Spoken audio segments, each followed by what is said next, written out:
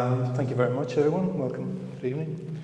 I was thinking when I was looking at the date, it was quite well chosen because tomorrow is the 15th of March, which is the Ides of March, which is not a good omen, but hopefully tonight will be a little bit better. Whoops. Okay, so I'm going to go through some charts. We've obviously been an extraordinary few years here in the global economy and certainly in Ireland as well. You know, we've had COVID, we had a recovery which generated huge inflation, then we had a war in Europe essentially. So an extraordinary period, and I'll try and put some ideas around where I think things are going to go. I suppose the starting point is the fact that we came from a period where interest rates were historically low. So the chart shows you interest rates from the Fed, the ECB, and the Bank of England. And all were virtually zero, or in the ECB's case, negative. So our starting point was historically unusual. And then, as you can see from the charts, that we've had this extraordinary rise in interest rates. The ECB went up 4.5 percentage points. The Fed and the Bank of England went up by over 5%. So not only was it rapid, but also it was extremely high increases in rates. And of course, the reason they responded was because of an extraordinarily rapid and unusual rise in inflation. So again, these are the inflation figures for the three main economies we're talking about. And, you know, as we moved into 2021, inflation started to pick up. But at the time, central banks kind of thought, this is because we're coming out of COVID. We've got a bit of a pickup in oil prices at the time, and particularly COVID was still a big issue in Asia, so we had massive supply problems. If you remember, there was particularly big issues with cars and the electronics that go into cars, so second-hand car prices, for example, went up very rapidly as a result. So central banks initially, I thought, decided that inflation was transitory. And then as we moved into 22, it became clear, particularly after the Russian invasion of Ukraine, that inflation was not going to be transitory and picked up very, very rapidly. So that prompted them to tighten rates. So not only have we had very high interest rates, we've also had unusually high inflation because we've been a long, long time without any real inflation. But of course, interest rates have now got to the point where all of the main central banks believe that they've done enough. So the market has been pricing in lower rates for some time now. The expectations ebb and flow. I think if you go back a couple of months ago, it did look as if, some people were looking for interest rates to come down in March, but that obviously hasn't happened or isn't going to happen. So we're now looking a little bit further out. The Fed have been much more explicit in saying rates are coming down. The Bank of England quite split on the issue, although the market, as we can see here, is expecting rates to fall. And it's interesting, I suppose, from our perspective in Ireland, the ECB had been very kind of unwilling to really signal they were comfortable with rates falling, but I think that has changed in the last few weeks, and it now looks as if we could even see, it's possible, I suppose, we could see an ECB rate cut in April, but more likely it'll be D-Day, in fact, the 6th of June, so we're likely to see the ECB cut then. As you can see from the charts, most markets are pricing in roughly 75 basis points cuts this year. debate whether other banks will cut in June or maybe slightly later. But right now, it would be a major shock if rates didn't start to fall. But I think the interesting thing from an asset market perspective and investment perspective, or indeed personal borrowing, is where the cycle low is priced. If you look in the cycle lows in each market, the euro maybe 225, possibly 250. I mean, expectations change a little bit all the time. But in the States, you're looking at rates maybe 375, and in the UK maybe 3.5%. So that's the cycle low. Now that may be wrong, but that tells us two things, I think. One is people don't believe we're going to go back to some sort of big global deflation, which was a feature, obviously, for a long period from, say, 2012 to 2020. People don't think that is the case. But also the corollary is that they also don't think that we're going to have any significant recession. So right now, the market, I suppose, from an equity perspective, is, I suppose, in a good position because rates are coming down, but in an environment where, at least right now, as we sit here, it doesn't look as if there's going to be a significant recession and therefore a significant hit to company earnings. There is the obvious question then is why have central banks been so reluctant to cut rates? As I said earlier, the market was looking for rates to come down much earlier. And I think there's three broad reasons. One is the fact that central banks, and indeed the market as a whole, got the inflation outlook wrong. Central banks have models which are supposed to be fairly good predictors of inflation, but those models haven't worked at all particularly well. And as a consequence, I think central banks have lost confidence in their ability to predict inflation. So although all of them are predicting inflation to fall to their targets, which would imply they should be more comfortable cutting rates, they haven't been rushing to do so. So I think one of the problems, and maybe a risk, is the fact that they're tending now to put much more weight on the current inflation rate. Now, obviously, the current inflation rate, even when it's published, is slightly out of date, but also that's going to reflect what's happened over the past year or 18 months. So there is a risk, because they're backward-looking, that maybe they keep rates high for too long. The second argument is that inflation has fallen, as we've shown, but in recent months, it's maybe not falling as rapidly as it was, because the initial fall was largely base effects due to energy. So in other words, you get a spike in oil prices or a spike in gas prices. If gas prices stay the same, a year later, inflation in that sector drops to zero. But we've also seen very significant falls in gas prices. So, for example, European gas prices are around €25 a megawatt. That actually reached over $300 at one point. So that's feeding into much lower energy inflation. But what's stopping inflation falling more rapidly is services. And services are much more related to wage costs. But also, after the pandemic, people could buy goods in the pandemic, but you couldn't buy services, particularly personal services.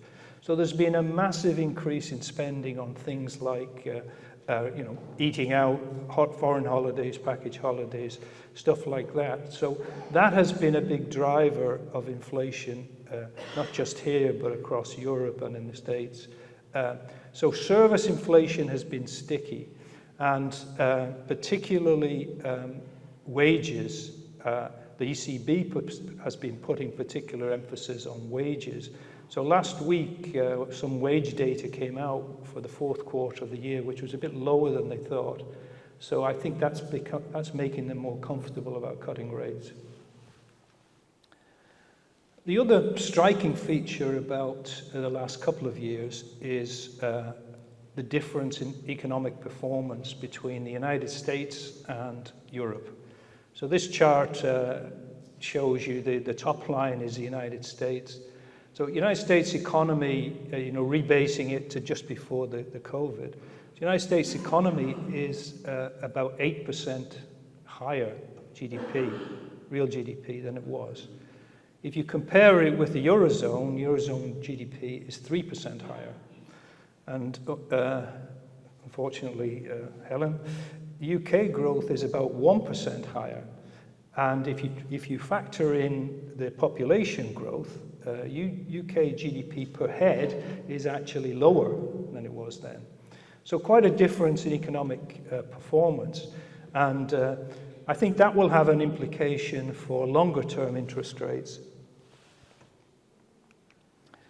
And I think one of the main, quite striking difference is in terms of fiscal policy. These charts show you the fiscal deficit for the last couple of years and what's projected for 2024. And there's one that stands out quite dramatically, which is the United States.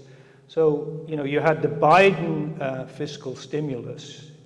Obviously, all governments increased spending in support of when the pandemic hit their economies. But you can see there, that the United States deficit, you're talking about 7-8% deficit in terms of GDP. So they are pushing huge amounts of spending power into their economy. And I think going forward, it's likely to remain a feature, not just of the United States. I think it's going to be very difficult for governments to, if you want to go back to another phrase from another time, to impose austerity. Because after the COVID, we all got used to the fact that governments were doing and maybe now should do more to support people's incomes. But also you've got the green transition, which will put a lot of emphasis on government spending. And also, of course, particularly in Europe now, there'll probably be a significant pressure on governments to spend a lot more money on defense. So all in all, I think we're going to be in a position where that will support economies, but I think as we go forward, and going back to what I said earlier about where rates are going to go, I think it's hard to see longer-term interest rates, like, say, 10-year bond yields or something like that, going down very significantly to levels we saw in the past.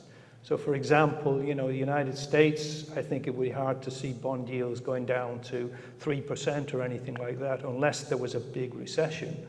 And United States trend growth is about 2%, and if you added in 2% inflation, that gives you a 4% maybe nominal yield for the 10-year, if you looked at it like that. So I think that would be a feature. We will see rates coming down, but I don't think we'll see, huge falls in longer-term rates.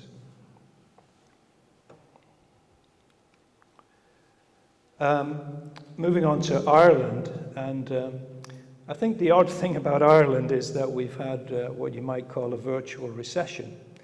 If you look at our GDP, we've been used to in the past, for a long time now, quite extraordinary growth in GDP, double-digit growth. And the reason for that is, of course, is that we've got massive multinational exports. The exports that actually are made here are largely on the manufacturing side or merchandise side are largely pharma exports. So consequently, we actually had very strong economic growth during COVID. which seemed kind of anomalous, but in fact was largely reflecting that a lot of the vaccines were made here and exported from here. So the echo effect of that is now apparent, and you're seeing big falls in merchandise exports on the farmer side. But also, what probably people not be too familiar with is in 2016, there was a change as to how we measure exports, not just Ireland, but globally. So it's no longer just going across a border, it's a change in ownership. So if a multinational in Ireland is based here, but has a lot of merchandise outsourced to another country, that is included in Irish exports. And in our case, it seems to be Apple that has outsourced the production of the iPhone to China. So the problems of the Chinese economy and the problems of Apple, curiously enough, has had a massive impact on our exports. So if you look at that chart, the blue line is the year-over-year change in our GDP, real GDP. And you can see that it's moved from plus 10% to, in fact, it ended last year at minus 8.7%. If you think about what that means in terms of a carryover, if you start at minus 8.7, even if you had 2 percentage points growth, 2% growth in each of the 4 quarters of this year, the average GDP growth would be 0. So a lot of the consensus, a central bank had a figure out the other day for 2.8%, which may be right, but I don't think it will, simply because to get to that, you would have to have 3 percentage growth in each quarter. In other words, 12% through the year to give you an average for the year of 2.8. So I don't think that's going to happen. So I think we may well have another GDP figure which will be 0 or even negative again.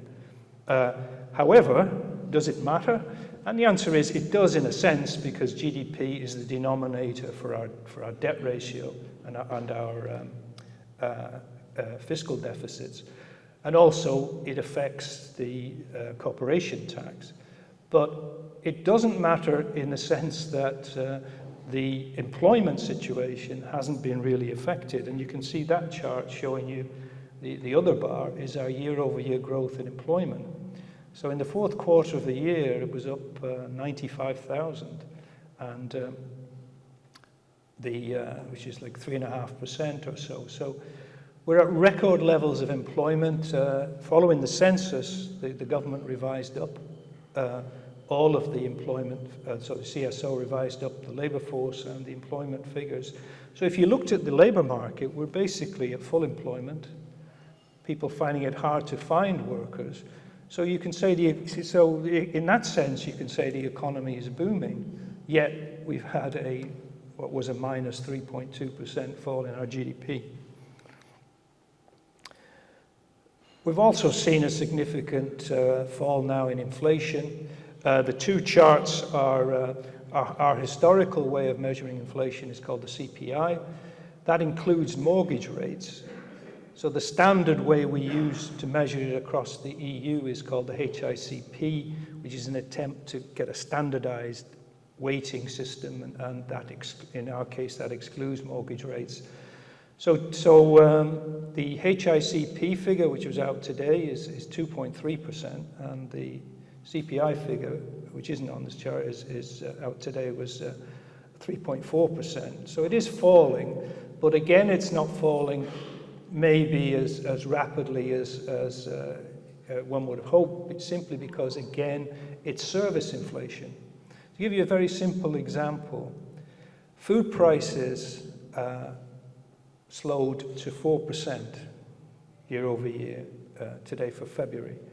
Food price has a weight of less than 9% now in the CPI. So if you multiply the 2 together, that gives you the contribution from food. So it's 0.32, it's 3.2 percentage points. Whereas package holidays are up about 35%, and that only has a weight of 1.3%. But if you multiply the two together, package holidays are actually having a bigger impact on our CPI now than things like food. So the problem with that is that, of course, that's, I think, slower to unwind. That said, we should see, because of base effects, particularly with energy, we should see inflation dropping here probably to around 2%, I think, towards the end of the year. So, the inflation, hopefully the inflation bubble is coming to an end. I'll finish off with a couple of things about the housing market. House prices globally kind of slowed quite a lot. Obviously, massive slowdown in commercial property prices, or fall, I should say. Irish house prices didn't fall nationally. They just started, they increased on a monthly basis at a much slower pace. So we got falling house price inflation as opposed to falling prices. The exception was Dublin, where we did see a fairly strong run of months where house prices did actually fall a bit. So you can see from the chart, Dublin house prices did go slightly negative, but you can also see something's happened in the last 3 months. And in the last 3 months, house prices in Dublin and house prices elsewhere went up 3.5% in 3 months. So that's an annualized, obviously, 14 or 15%. So the market's recovering in price terms. And I think the reason for that is pretty clear, that expectations have changed in terms of interest rates. And I was looking yesterday, the central bank publishes monthly data about new mortgage lending. And it was interesting that if you go back, over recent years, 95% of new loans were fixed. In January, 26% of new loans were floating. So people are taking the view that rates are coming down, and consequently, I think that's put a bit of confidence in the market. So it's kind of hard, absence, if you've listened to me before about housing, you'll know I tend to emphasize not so much housing supply as such, but a lot of emphasis on employment, because employment is the big driver of income growth, which is the big driver of mortgage and housing demand. So consequently, absent an employment shock, it's hard to see, house prices falling away again. The other thing is that, the banking sector, as we saw with the results the other day, is in a much stronger position than it's been forever, probably. Massive capitalization, in fact, overcapitalized, and they're going to now buy back equity, and because their capital position is so strong. Finally, a kind of an odd chart in a way.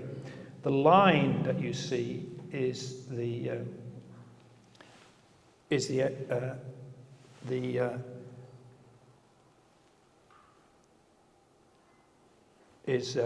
completions, and the bar is the housing stock per 1,000 people.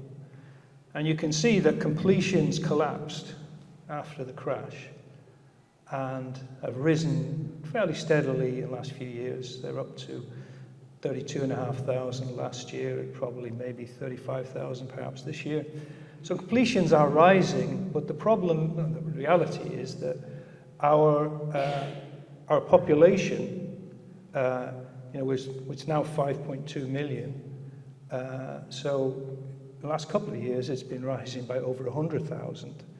So if you have a 2% rise in the population, the housing stock is rising a bit over 1%. So consequently, the housing stock per head is continually falling. And you can see from that chart, that has been a feature for a long time now. So, if you feed that into a standard model of what determines house prices, that is a significant factor that would keep house price pressure going upward.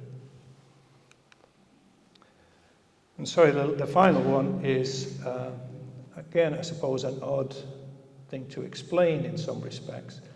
And that is, you normally expect when interest rates rise that you'd see a significant impact on mortgage demand. In our case, that hasn't happened because the bars there are the annual 12-month total of mortgage approvals for house purchase. And as you can see, did dip a bit, but it's gone back up again, and it's running still at over 40,000. So mortgage approvals have remained quite strong. The headline figure that you sometimes see in the media for mortgage lending was weaker, but that includes switching, which has dropped off quite sharply. So a couple of banks, of course, have left the market, and there's a lot of switching going on. That has no effect. It has an effect on a bank, of course, but it has no effect on the housing market in total. What matters is lending for house purchase, and that has remained fairly firm, despite the rise in mortgage rates. So why is that? And that comes down to a very odd decision that the central bank made at the end of 2022. In 2015, they brought in mortgage controls. 3.5 times loan to income was the standard, which is very, very tight by Europe. In fact, it's the tightest really across Europe. In Britain, it's 4.5 times. So that was in place for all that period. And so then I think finally they decided that, and the rationale they gave was because they were a bit concerned about housing supply. So what they did then was they announced a change, so it went from 3.5 to 4. Now, whether if you thought about it, they've eased monetary standards at the time the ECB is tightening monetary standards, which seems a bit of an odd thing to have done, but nonetheless, it's had a huge impact. So banks can lend more, and banks obviously are much better capitalized than they were, so they're more comfortable lending. So, as I said, to conclude, I think we're likely to see rates coming down. We're probably not going to see a recession unless they keep rates high for too long. We're probably going to see longer rates come down a bit, but stay fairly high. And I think from Ireland perspective, the key is not the GDP figure, but if we continue to see employment growing, we're likely to see the housing market still perform pretty well. Okay, thank you very much.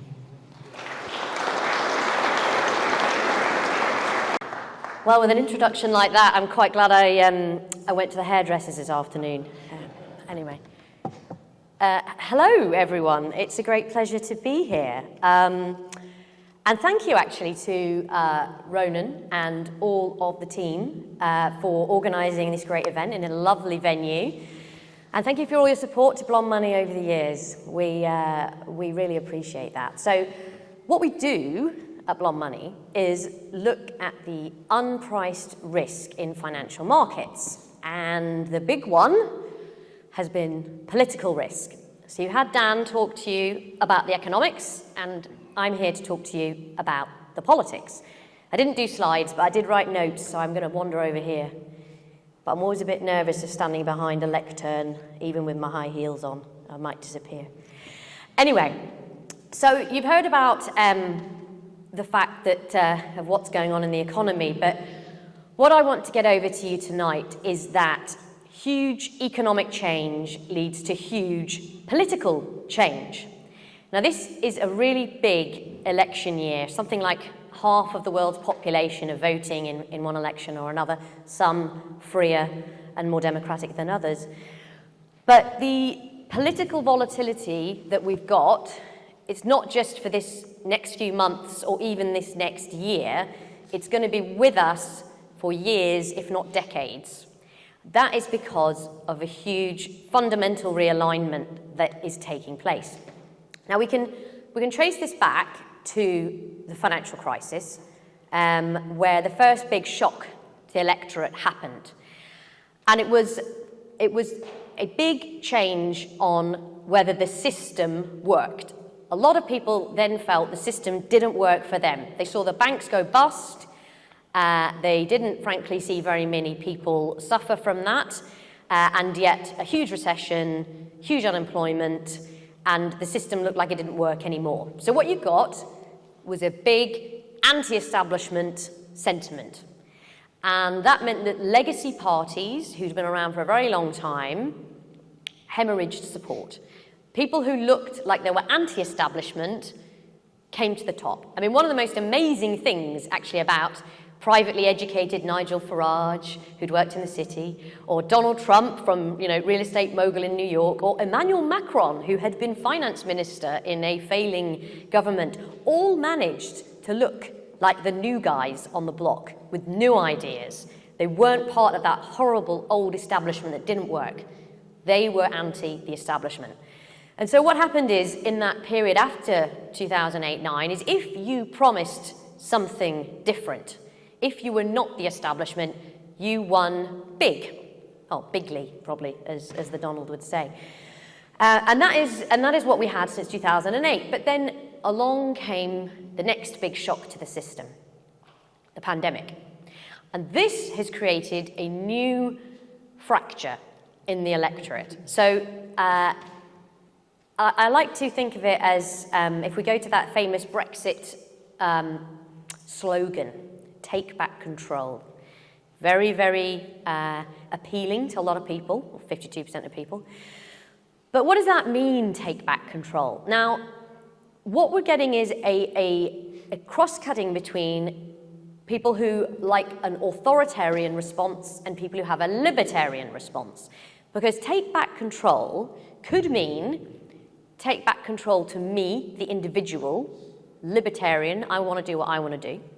Or authoritarian, I want my parliament not to be dictated to by Brussels, for example. But those two elements are very different response when you get something like a pandemic, because in a huge national emergency, the state has to step in. Only the state can mobilize and get the vaccines into your arms. Only the state can send your furlough check or your stimulus check. They are the only actor that can act quickly to try and restore the situation. And so this is where you then have this split, because those who were excited to take back control then split further. So if you think about it as you have sort of left versus right on one way of cutting through the electorate, you then get authoritarian versus libertarian, 4 quadrants. So a really split electorate means you get very difficult government. It's very hard to govern. It's hard to win elections. And it means you cannot ignore the extremes. And this is where I would caution when you read some of the media. People talk about populism and the populists. And that term tends to have kind of a pejorative tone to it. If you believe them, then, you're like the populists, you're stupid, or you'll learn the error of your ways. What were you thinking? This is ridiculous. But the thing is, it's rational for people. If they think the system didn't work, and then they think they didn't like the response to the pandemic, they're going to go to a new person with a new solution. So I would ask you, don't even think about that term anymore. It's going to cloud your judgment. Just know electorates are fragmenting into the extremes. And you're seeing this happening. This is already happening. And the way it manifests depends on your electoral system. So, if we have those 4 quadrants, in the UK, we have first past the post. That means, broadly speaking, if you win 25% plus 1, you win. You're first past the post. And this is where you start to see why the UK Conservative Party is getting itself into complete knots about things. Because if it tries to fracture off into the Reform UK Nigel Farage direction, it may actually do better than sticking where it is. And on the topic of Reform UK, I went back and looked at the Brexit Party. And it was at the beginning of that year, in the run-up to the 2019 election, in about March, it was polling around 5%. It was a new party. It was polling around 5%. 3 months later, it was polling at 26%. It was actually top of the polls. So a lot can change in just a few months. And of course, this is the cloud hanging over in the UK at the moment, is what will happen with Reform UK. They've just had their first defection. There's rumoured to be up to 9 more of them. It is a battle is on for the soul of the Conservative Party because it has to change. But then look at the electoral system here or in many other European countries with proportional representation. Now, in that world, you get 25% plus 1 or a bit more. But if you're in a coalition, the other parties don't want to work with you. So then you get the other sides kind of banding together and trying to keep you out. But that's really difficult if a quarter or a third of the electorate voted for somebody who came top and they're not even in government. I mean, that's just going to make people more angry. And then you get something like what's happened in Germany. Germany's had its first 3-party coalition. They, because those 2 old legacy parties, the CDU of Angela Merkel and the SPD of Olaf Scholz, they were declining in the polls. So Scholz got together with the FDP, who are a balanced budget pro-business party, and the Greens. And that we actually, so what we do at Blonde Money is try and quantify a lot of this analysis. Because goodness knows there's a lot of noise in the media and we all just need to know what's going to happen. Doesn't matter what we think personally, financial markets don't care, they just look at what's going to happen. And when we did a war game about that German election, we said that it's so difficult for someone like the FDP to go into coalition with the Green Party that basically either Christian Lindner, who's the head of the party, either he is going to have to quit and his career's over, or the FDP is going to collapse. And January of this year, the membership of that party actually had a vote on whether to stay in the coalition. Now, they did narrowly say, yeah, we'll stay, but a tiny fraction of the membership voted because they're disgusted with the fact the German government's spending, it's got green transition plans, this wasn't what they signed up for, etc., etc. So you've got that in Germany. You've got Portugal just had an election and the far-right party doubled its vote. You had the Vox party in Spain. That caused problems with trying to form a right-wing government, so Pedro Sanchez actually got back in again. You've got the Brothers of Italy in Italy, where sort of neo-fascist type roots. And then in the Netherlands, Geert Wilders, who is the head of their big Eurosceptic anti-immigration party, conceded he couldn't be prime minister today because he wouldn't be able to form a coalition. But all of this, the message you take away is it's hard to govern, it's hard to get in, and when you get there, how are you going to make these decisions? Because the compromises are huge in a world where everyone is so divided. So, difficult decision-making, difficult policy-making. And at the same time, big questions, big questions. What I was struck by listening to Dan's presentation is that the economy has changed so dramatically. We're still living through this. It's going to take at least a decade for the labour market to sort itself out. You saw some of the ramifications of that with immigration. If you need people with different skills, if you are going to build houses for them, it's going to take a very long time. People don't want to be care home workers. They don't even want to be baristas in coffee shops. They want to be, I think, TikTok influencers or something. I don't know. But things are changing with what people want out of their jobs. I mean, thank God we're all here in person. We could have done this on Zoom. And that would have been, we would have missed the drinks, I think, if we'd done that. But we are all here in person. But the way we live and work is changing. So these really big questions of what we want from our economy are not fixed. They are going to last a long time. And one thing we do know is that the world we're in now is a higher inflation, higher interest rate, higher debt world. All else equal, that means the state is bigger, but it has less money to pay with. Interest rates going up mean you've got to service all that debt. It costs you more money, less money to do the house building or help reskill people for different jobs. So these are huge. These would be huge political questions any time of the day. But, I mean, massive right now. This is like 1946, and it turns out your entire economy was building tanks. it doesn't work anymore. It's a whole new world, because on the top of it all is the tech revolution. Now, that's been running for, well, 30, 40 years or something. I mean, my interns kind of laugh when, you talk about life before email, and then if you tell them what a fax machine is, they're like, what are you even on? And then anyway, the world has progressed very, very rapidly. And in a tech revolution, you're going to get really big winners and big losers.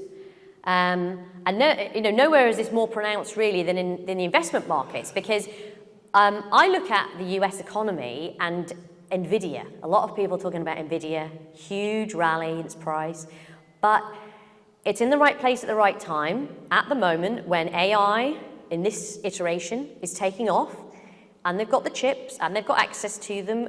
They are going to maximize out that advantage. There is some rationality to it. I mean, the Magnificent Seven, as these big stocks are known in the US, that are outperforming and dragging up the S&P 500. I think that makes sense in a world that I've described, with this revolution, with these huge changes, because if you're in the position to take advantage, you will make big money. To the victor, the spoils. So that, I don't necessarily, I mean, we'll hear actually, I'm sure, from Ronan's team about where they've actually put your money, but there are big changes to the economy, and there will be big winners and big losers from that. And that, of course, feeds back into the politics of this, because when people see their neighbours doing even better than them, even if they're in the top 1%, then the top 0.1% is doing even better than that. Everyone feels they're struggling. Even if overall you see things like, well, we're at full employment, house prices are going up. Oh, there's some good things happening here. So these things of higher inflation, higher interest rates, higher debt, the defining difference between economies is going to be the growth part of this. Fascinated to hear about Ireland's growth. I mean, I felt like I should just be moving here and buying houses immediately, because let me tell you this, I walked around Dublin today. Compared to London, it's like boomtown here. I mean, London is, don't get me wrong, there are pockets of London where the restaurants are always full. But I tell you this, the city of London, don't go there on a Monday or a Friday, nobody's there. Everyone's working from home, or whatever they do when they work from home. It's a very different place these days. And there's no doubt, I mean, Dan picked up on it that, and one of my podcasts I was on recently, as Ronan mentioned, with The Telegraph, I was about to talk about the UK's growth problem, and I said, well, the problem is we don't have any growth. I mean, in this world I'm describing to you, where people are at the extremes, big questions, looking for big answers, if you haven't got growth, you're going to have even more problems, because if you've got higher interest rates and higher debt, how are you going to get out of it? And in the UK, somebody did stand up and come up with a possible solution, but her name was Liz Truss. She didn't necessarily prepare the ground very well for her radical plans, and the explosion in the gilt market that partly she triggered and partly LDIs in the pensions market made a lot worse. It means that you can't even think about any of those policies now. And let me tell you this, we talk to the Labour Party as much as we talk to the Conservative Party. The Labour Party are frightened out of their minds that they are going to have that problem if they start to spend money. So even when the British government changes, there's not going to be a lot of changes to the way the economy is run, because it's just not politically possible to have that debate about how you could stimulate growth. So you end up with, Rishi Sunak about 6 months ago came up with, I think he gave 10 million, no, it can't be that much. It's like £1 million or something, to the British Chess Federation. I mean, this is the level of what governments in the UK are talking about, rather than how are we going to get growth? What are we going to do with getting employment?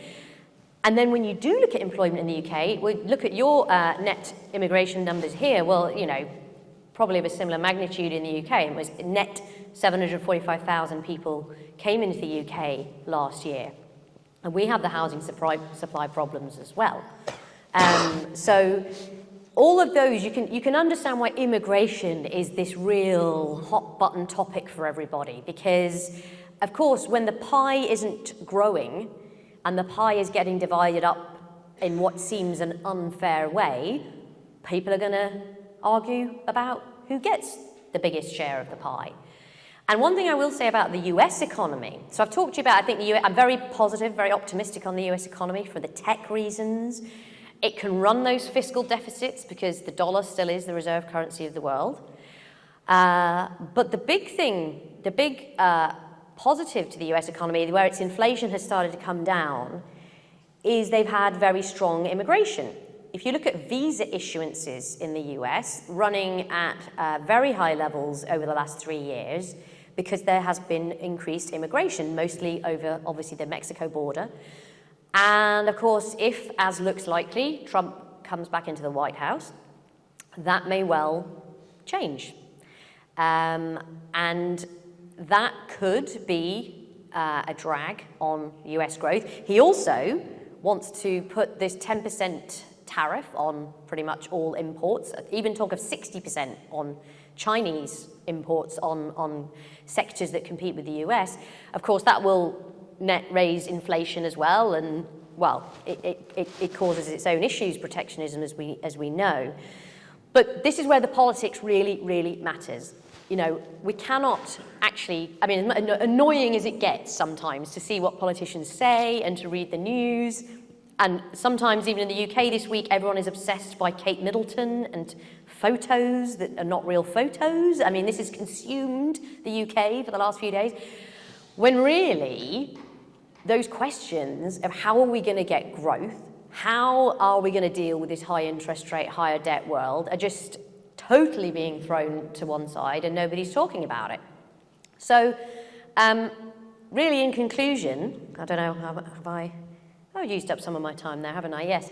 In conclusion, I want to say that there's often a sense, I think, amongst those of us in the investment world that some of the political change over the last few years has been maybe irrational or doesn't make sense. And in the end, it'll all come back to the centre, you know.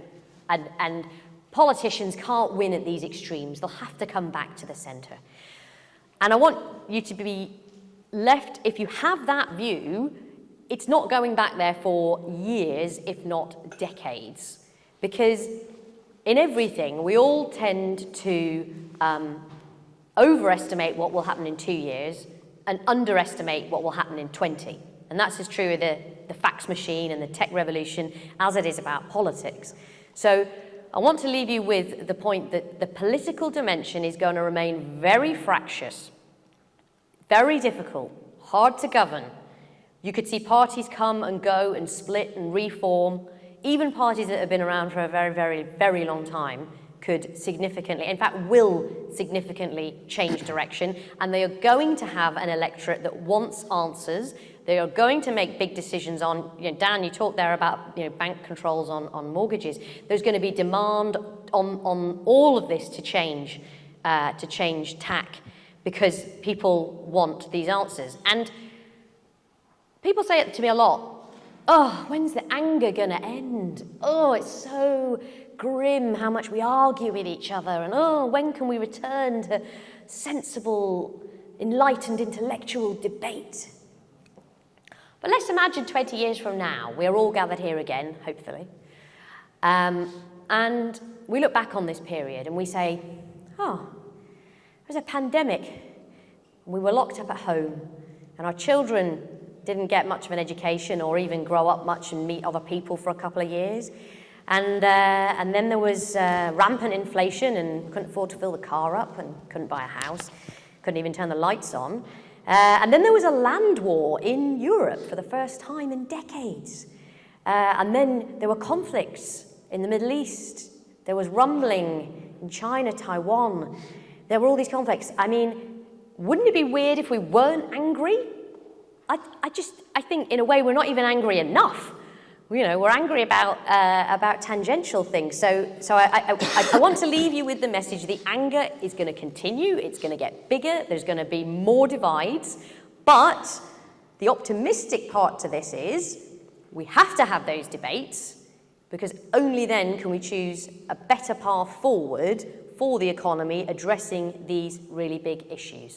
So there we go. Thank you.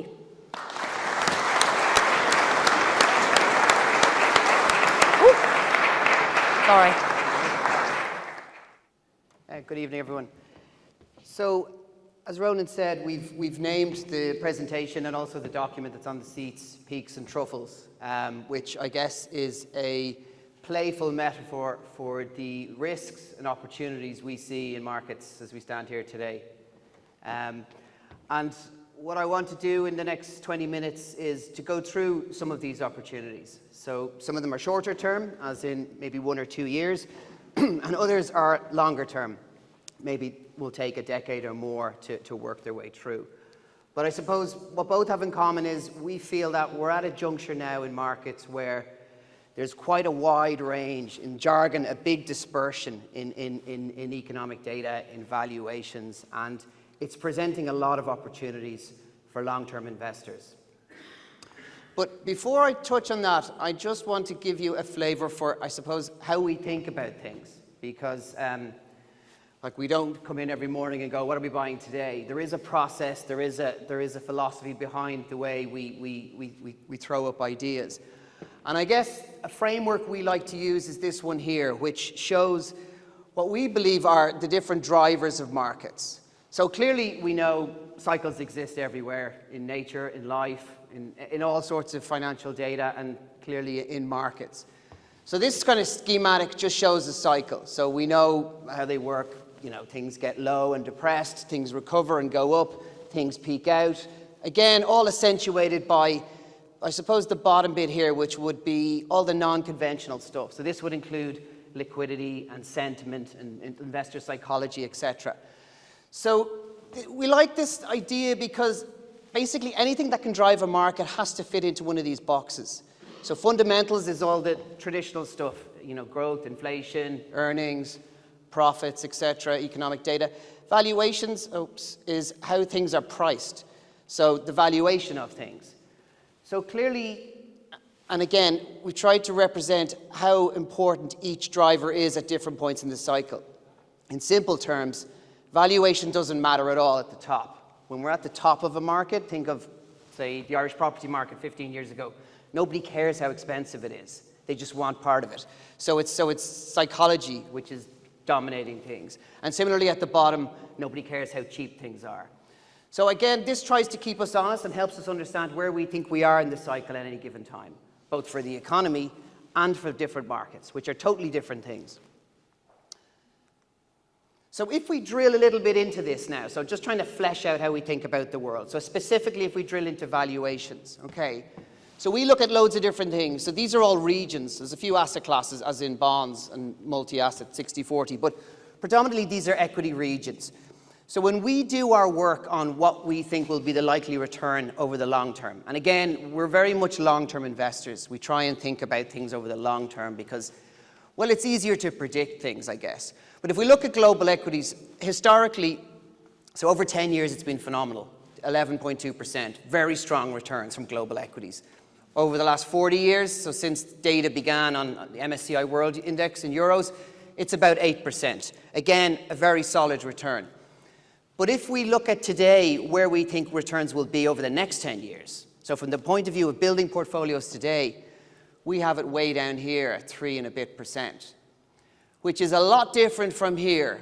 And we think it would take a minor miracle for returns to be double-digit percentage per annum over the next 10 years, as was the case over the previous 10. So where do we get the 3.3 from? Well, I guess when we break down any asset class, but particularly with equities, you're looking at 3 sources of your return. So your dividend yield is pretty fixed. If I buy global equities today, I'm getting a dividend yield of 1.9. That can't be changed. Similarly, earnings growth over 10 years typically reverts back to trend, which is about 4%. But where the real difference comes from is the valuation change. So when something is expensive, we believe it will come back down to fair value over time. And when things are cheap, we think things, over time have been shown to go back to fair value. So if we add in the expected move in valuations, it will knock 2.5% a year off that return. So when you add the dividend to the earnings growth and the valuation, that's where you get your 1.9 from for global equities. Price and value are two different things. So again, going back to the previous slide on cycles, prices get way above fair value, and that means future returns will be lower. Prices come back to fair value and they go low and they get below fair value, which means returns will be a lot higher if you have the mental confidence to buy at those levels, because often it's very difficult. So because in overall terms we think valuations are high, we're pretty sure returns over the next 10 years will be lower than they have been. And if we look at where that return figure comes from, so the figure 3.3 for global equities, well, global equities is an amalgam of all that stuff up there. So it's 2/3 the US, it's 10% emerging markets, it's 5%, Japan, the UK, et cetera, et cetera, et cetera. So the maths of the 3.3 is simply coming from multiplying those weights by the respective returns forecast for each of those regions. And because the US particularly has detached from fair value, we think that the return likely from the US market will only be 1.5% per annum over 10 years on average. So that is really what's dragging down the return for global equities over the next 10 years. And institutional investors are very wedded to this kind of a mix. So when they invest in equities, or if you invest passively in equities, you're pretty much going into this type of a mix here. So 64% of every 100 euros you invest goes into the US. But I guess one of the advantages of private clients is you don't have to stick with that weighting. You can obviously differ quite a lot. And if we were to show the full universe again of different regions, we can see there's quite a lot of value down on the left side here. So this is the kind of places we would be advising clients to tilt their portfolio towards. So again, like, you're not going to put a significant weighting in Latin America, but it is an extremely cheap region.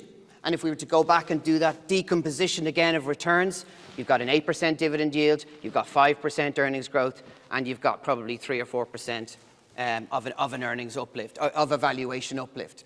So the likes of Colombia, Brazil, Chile, and Peru are very cheap, and we think they will do very well over time.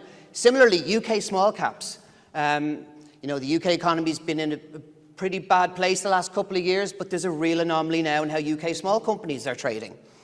Similarly, emerging market value equities. Again, China's been in a pretty bad place. And that's a corollary of lots of this stuff. They're not cheap because their narrative is really good. They're cheap because there's some reason why they're cheap. But usually it gets way too much. It stretches and the price gets way below what fundamental value is. And again, it's the difference between that price and the value which ultimately drives these numbers here. So in valuation terms, we would be advising clients to have holdings in each of these. These are just regions. We do the same thing for sectors, we do the same thing for themes, and then you've built out a portfolio of things we think will generate very decent real returns over time, as opposed to just putting it all in global equities, which has been the right way to do it over the last 10 years because America's been so strong. But the valuations now are too high, we would feel, to justify keeping that position on. So if we move on then, so moving away from valuations and just taking a look at the risks. So Helen has spoken quite a lot about the risks, and clearly you just turn on the news at the moment and you see Houthis bouncing around, you see the destruction in Gaza, you see Trump. So it feels like it's quite a fraught environment for risk. So again, to try and be sort of process-driven, we're trying to represent the way we think about risks. So clearly some risks matter and some risks don't. This sort of quadrant here aims to represent risks by probability. So in other words, high probability, not really relevant, and impact. So high impact, again, not relevant. So obviously the stuff up here is the stuff you want to worry about, because that's the stuff, if it comes to fruition, could really affect your equity returns or your market returns. So if we look firstly at geopolitical risks, and Helen has mentioned these, but clearly we all know the Russia conflict is ongoing with Ukraine. There's obviously a risk if NATO gets involved. That would be pretty negative for markets. Similarly, China, Taiwan, North Korea, these are all risks. Like, we're not experts on these individual risks, but other people are. And I was reading a report last week on saying if China did invade Taiwan, it would lead to a 10% contraction in world GDP. So these things, we have them as low-ish or low to medium probability, but the impact would be very, very high. But the biggest one, and again, as Helen has outlined, is election surprises. So I think there's 77 elections this year. The biggest one, obviously, is in November. So that is definitely the big risk to markets this year. How does that unfold? What happens? And how that affects markets, and how the perception of Trump winning, if he does win, will affect markets. But moving on then to financial risks. There's probably none of these are as big as the election risk, but there's a lot more of them. So I should say the size of each bubble tries to represent the probability by the impact. So obviously, the more towards the top right you are, the bigger the risk, or the bigger we should worry about it. So there's quite a lot of stuff there. Like recession, we certainly don't see a deep recession. Even a mild one, it's a small probability, a low probability. So these are low probability. But there are things that are big probabilities, like a second wave of inflation. So obviously we had a slightly negative number again in the US this week, but inflation, I think in the 70s, it came in 3 waves. So we're hoping it doesn't come in a second wave here, but that's something to watch. Similarly, sovereign debt crisis. I mean, we don't own any government bonds because we just think higher for longer interest rates. Who's going to keep funding the US deficit? And at what rate are they going to fund it? So we just don't see the benefit in owning government bonds when you can have money market funds yielding 4% anyway. And there's other, obviously, risks like commercial real estate in the US, private equity in the US, China, but we don't have them as anything more than middling. But these are just things we think about when we build portfolios. Obviously, oil is another issue. And again, one of the purposes of this exercise is to try and understand, so how will a client's portfolio perform? Say, for example, if an oil price surge. So, if the oil price did surge through, I don't know what, Iran getting involved in the conflict in Israel, like, if you own energy stocks, you'll do well. If you own the dollar, you'll probably do well. If you own bonds, you'll do well. If you own the yen, you'll probably do well. So there are different things that will perform if some of these risks were to manifest. And then the other risks now are which are the other category of risk, I should say, is the environmental risks, so the blue ones. So extreme weather and a pandemic. And then finally, the yellow ones we've just put in cyber risks, which are disinformation campaign, which is clearly it's already happening. So the probability is almost certain, but the impact is probably going to be muted in market terms. And then obviously the big risk, although it's more a theoretical risk at the moment, is that AI becomes sentient or develops, becomes so good that it just becomes very, very dangerous. But we're not anywhere near that yet, but obviously it is a risk. So again, it's just to illustrate the process behind how we think markets move, having views on those different drivers, understanding the risks. And then I suppose finally just on the third driver, which is what we call the technical driver, liquidity, I guess, is something that's probably not well understood and quite a turgid topic, but I think day to day it's probably the most important driver of markets. And if we look at this here, this is basically the movement in the Fed's balance sheet over the last 5 years, 6 years, 8 years actually, since 2016. So the point of this is it correlates very well with movement in risk assets. So after COVID, we had a big injection of quantitative easing, which corresponded with a big rise up in markets. In 2022, Federal Reserve tapered the QE program, so they shrunk their balance sheet, and markets fell then. But almost to the day that markets started moving last year, we had a big surge up in this. And this is quite unusual because the QE program of the Fed is still happening, or the QT, which is the reversal of the QE. But there's some other technical factors within the Fed's balance sheet, namely the reserve repo facility, which is basically the excess cash the banks have. It was put on deposit with the Fed when interest rates were rising. Now that interest rates have stopped rising, banks are taking that money out of the Fed, which is sucking liquidity out of the market. Bringing liquidity into the market, I should say, taking it from the Fed's balance sheet. And that's really what's driving this up here, which is very positive for markets.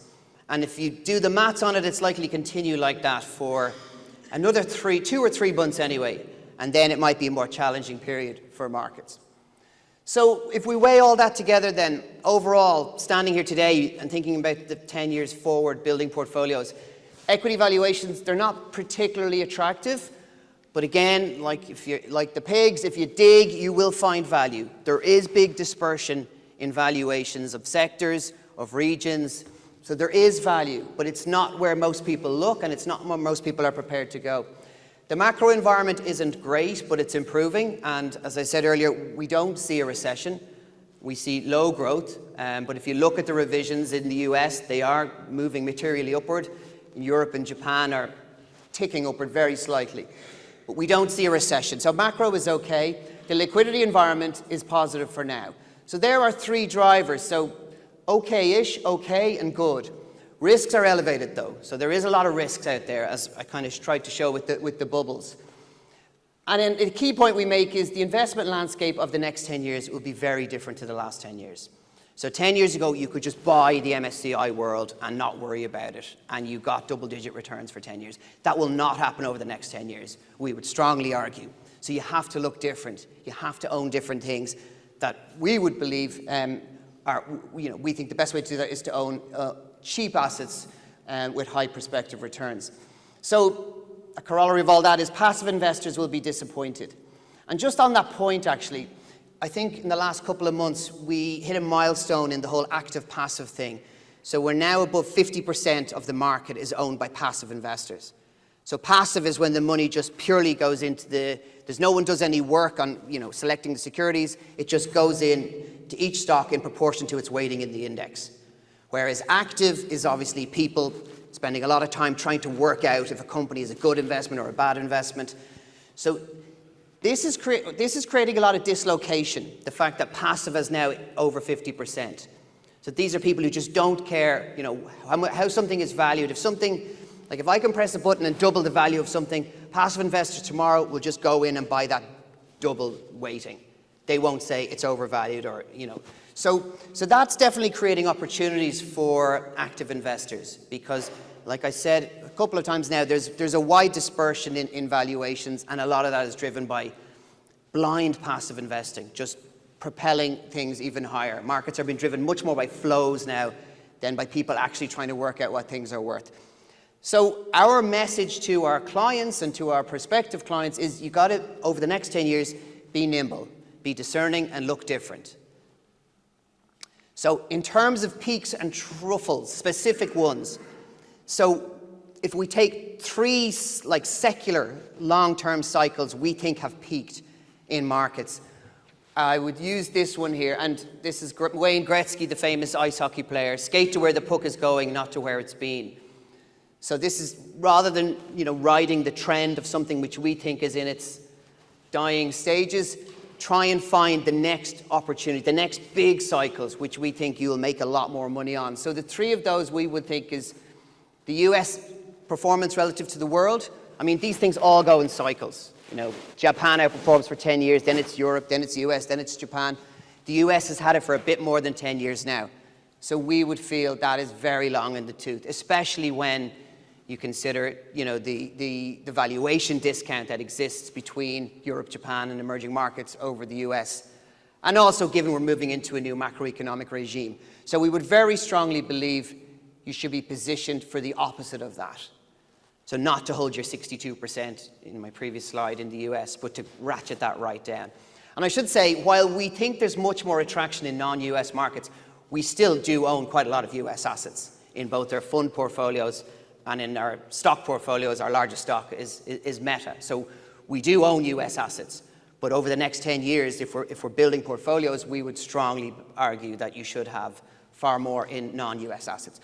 Similarly, growth stocks have had a fantastic run, but they are now starting to underperform so-called value stocks. That gap has just got so wide now that we think over the next 10 years there's very high prospective returns for value stocks. And they are outperforming in every region at the moment, bar the US. So the US is the one region where growth is still outperforming value.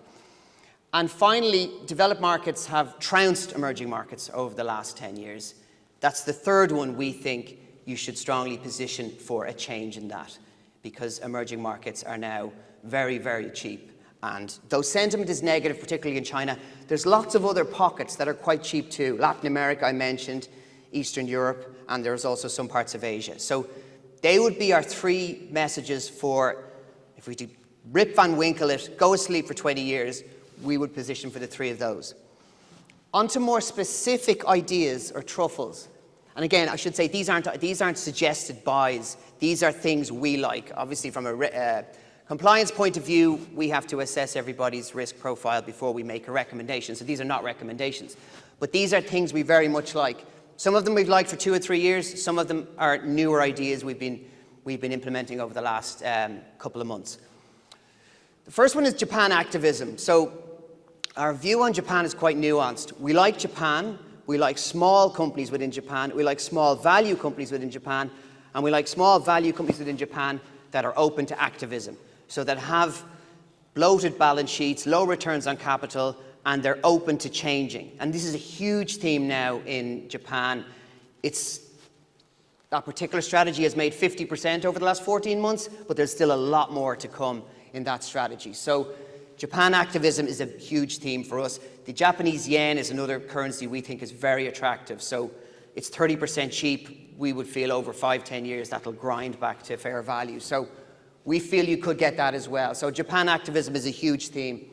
European banks, I mean, you could say the first three have an image problem. Like, people don't like Japan. People are still underweighted. Nobody wants to invest in Japan. Very little people like it. The market peaked in 1989, and it was only a couple of months ago or a month ago, it actually broke that peak. So 35 years later.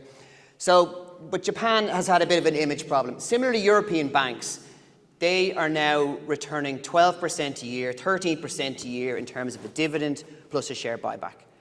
So in 4.5 years, you're getting half your market cap back. Their returns on tangible equity are at 15-year highs, yet their valuations are close to 15-year lows. So we just think it's too cheap. It's not a very loved area of the market, but like I said, you get 12, 13% a year back. So we would be a bit nuanced on this as well. Less investment banks, less commercial real estate exposure in the US, more retail ones, and we've been big buyers of the Spanish and Japanese ones. In fact, the Irish ones we really liked in 2022, but their valuations got very full. They've done nothing since, but now they look attractive again. So they've come back into the fold as well. Energy is another one like banks. I mean, I've been saying for 2 or 3 years, I still think European energy is the most attractive sector in the market. It did nothing last year, but the year before it was very strong. It's just so cheap. A similar story to banks. You're getting a high dividend yield, high share buyback. And these companies will all be super majors, renewable super majors in years to come. But the fiscal profligacy, the spending on trophy projects has gone. They're exercising huge capital discipline. And they're just very, very cheap and very, very attractive. And I always think with them, the downside with them is capped. I don't think, you might lose 10, 20% if it goes wrong. Whereas the upside, if oil was to go through 100, or even if it stays where it is, you'll do very, very well. Latin America is an area we're very bullish on. It's cheap, as I mentioned earlier, high prospective returns. And I suppose in terms of a narrative, it really sells stuff into China. China's under a bit of a cloud at the moment. When that cloud disappears, there will be a far better story coming out of China, which will obviously feed through into Latin America. So it's one we very much like. I should say Mexico is a little bit different in that benefits more from nearshoring and its proximity to the US. But an area we like. Healthcare is one we've only started buying in the last few weeks. It's a really attractive sector. Best earnings growth this year of all the sectors. It's a beneficiary indirectly of AI. Lots going on in the biotech space right now. So the specific one we own has a high weighting in biotech. So that's another sector we like. And then finally, just to finish off, hard assets. We really like hard assets. Uranium we've owned for a while. Obviously oil stocks, which are hard assets too. Gold is starting to break into a new range now. Not unrelated to that risk I mentioned earlier of the US deficit. So as the US keeps spending beyond its means and its debt keeps going up, like gold is just non-interest bearing money. It is another form of money. So as paper money continues to get debased, we continue to think gold will do well. And copper is starting to look really, really interesting. It's just gone above 4 again. And though the demand side isn't quite there yet, supply is so constrained that all it will take is a little bit of extra demand, and that could go the same way uranium went last year or oil went the year before. And then just to wrap up, investment trusts in the UK are a kind of a quirky beast. They have a net asset value and they have a price, and the price goes above and below the net asset value, even though the fund itself might only hold fully liquid investments. So there's quite a lot of opportunities there at the moment. In infrastructure, Pershing Square is a US hedge fund run by a guy called Bill Ackman, which is trading at a 28% discount. And there's also a small cap one we like as well. So again, these are all just, again, going back to the previous slide, we want to own as many different things as we can that will give us a good chance of making, double-digit returns going forward. And this is where we see the value. And finally, I mentioned UK small cap. We particularly like this one because they only own companies that have the majority of their sales from worldwide, so global sales, as opposed to UK. So they were in the office with us the other day, and it's a story we're very keen on. We think UK small caps are extremely cheap, and again, it would fit into our bracket of we think you'll get double-digit returns going forward. So that's a quick overview of the things we like. I mean, there's a lot more things, but these are ones that we're buying actively today. So would love the chance, if anyone wants to talk in any more detail about any of these, either today or feel free to pop into our office, and we're more than happy to talk. Great, I'll pass over to Graham.